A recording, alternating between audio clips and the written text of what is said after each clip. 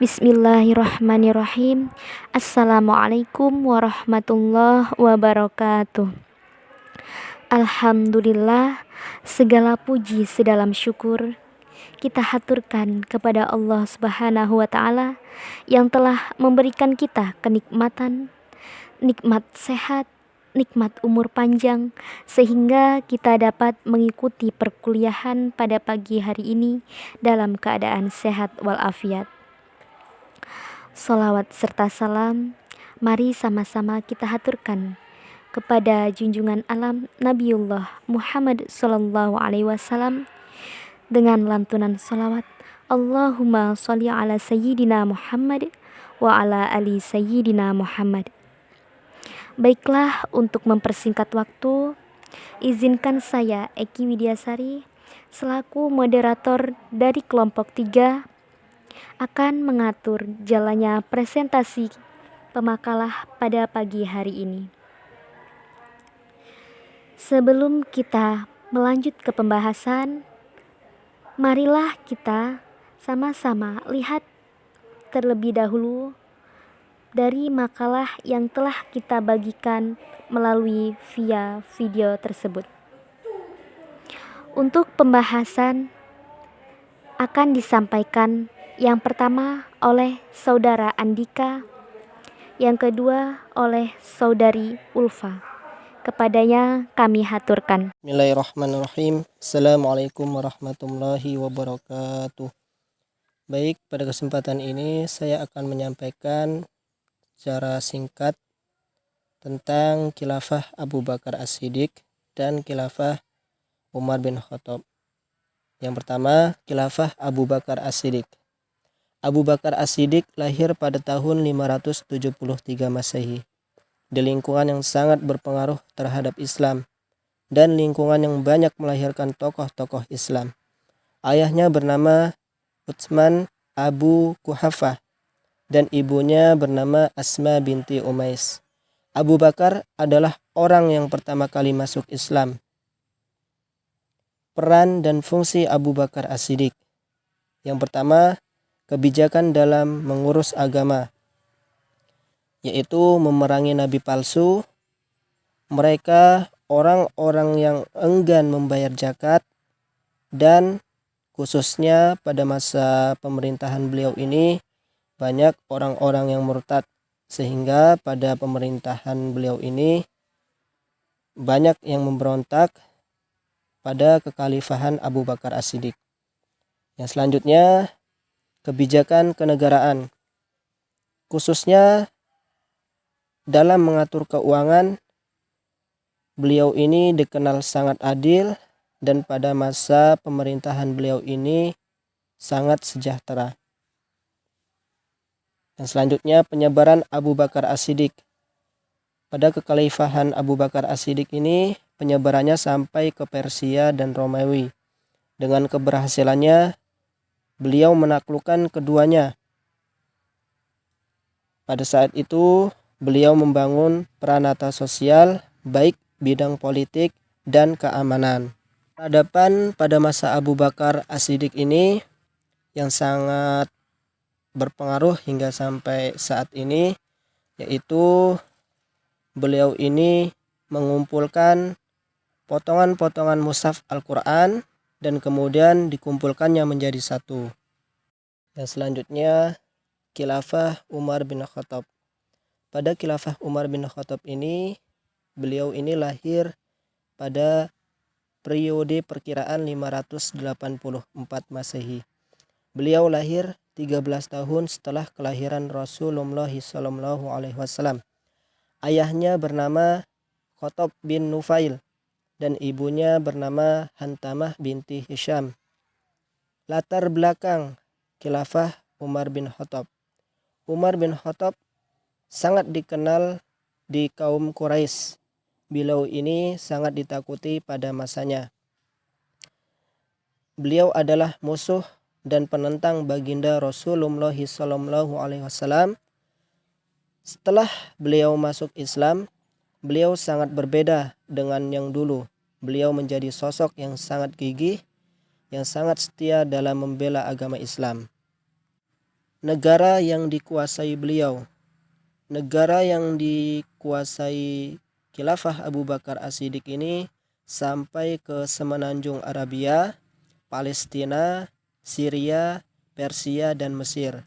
Peradaban pada masa Khilafah Umar bin Khattab. Di dalam mempertimbangkan perkara, beliau ini dikenal sangat adil. Artinya, di dalam memecahkan suatu masalah, beliau ini sangat mempertimbangkan kedua belah pihak tanpa merugikan salah satunya. Sehingga permasalahan-permasalahan di masa beliau ini sangat-sangat baik. Baiklah, di sini saya akan melanjutkan menjelaskan tentang khalifah yang ketiga, yaitu Khalifah Utsman bin Affan. Nama lengkapnya ialah Utsman bin Affan bin Abil As bin Umayyah dari suku Quraisy. Lahir pada tahun 576 Masehi, 6 tahun setelah penyerangan Ka'bah oleh pasukan bergajah atau 6 tahun sebelum kelahiran Rasulullah Shallallahu Alaihi Wasallam. Ibunya bernama Urwi bin Quraisy. Utsman bin Affan masuk Islam pada usia 30 tahun. Sesaat setelah masuk Islam, ia sempat mendapat siksaan dari pamannya, Hakam bin Abil. Ia sangat kaya, tetapi berlaku sederhana, dan sebagian besar kekayaannya digunakan untuk kepentingan Islam. Ia mendapat julukan Zun Nurain, artinya memiliki dua cahaya, karena menikahi dua putri Nabi Muhammad SAW secara berurutan setelah yang satu meninggal, yakni Ruqayyah dan Ummu Kulsum. Dan Utsman pernah meriwayatkan hadis kurang lebih 150 hadis. Pada masa-masa awal pemerintahannya, Utsman melanjutkan sukses pada pendahulunya, terutama dalam perluasan wilayah kekuasaan Islam. Karya monumental Utsman yang dipersembahkan kepada umat Islam ialah menyusun kitab suci Al-Quran. Pembukuan ini didasarkan atas alasan dan pertimbangan untuk mengakhiri perbedaan bacaan di kalangan umat Islam yang diketahui pada saat ekspedisi militer ke Armenia dan Azerbaijan. Selanjutnya, khalifah yang keempat yaitu Khalifah Ali bin Abi Thalib. Ali bin Abi Thalib adalah putra Abi Thalib ibn Abdul Muthalib. Ia adalah sepupu Nabi Muhammad SAW yang kemudian menjadi menantunya karena menikahi putri Nabi Muhammad SAW, yaitu Fatimah. Ia masuk Islam ketika usianya sangat muda dan termasuk orang yang pertama masuk Islam dari golongan pria. Khalifah Ali bin Abi Thalib radhiyallahu an menjalankan sistem pemerintahan sebagaimana khalifah sebelumnya, baik dari segi kepemimpinan ataupun manajemen. Dalam mengangkat seorang pemimpin, beliau mendelegasikan wewenang dan kekuasaan atas wilayah yang dipimpinnya. Khalifah Ali wafat dalam usia 58 tahun. Kemudian Hasan bin Ali dinobatkan menjadi khalifah yang berkedudukan di Kufah. Untuk selanjutnya yaitu tentang kemajuan peradaban pada masa Khulafaur Rasyidin. Masa kekuasaan Khulafaur Rasyidin yang dimulai sejak Abu Bakar As-Siddiq hingga Ali bin Abi Thalib merupakan masa kekuasaan khalifah Islam yang berhasil dalam mengembangkan wilayah Islam lebih luas. Adapun beberapa faktor yang menyebabkan ekspansi itu demikian cepat antara lain sebagai berikut. Yang pertama, Islam. Di samping merupakan ajaran yang mengatur hubungan manusia dengan Tuhan, juga agama yang mementingkan soal pembentukan masyarakat.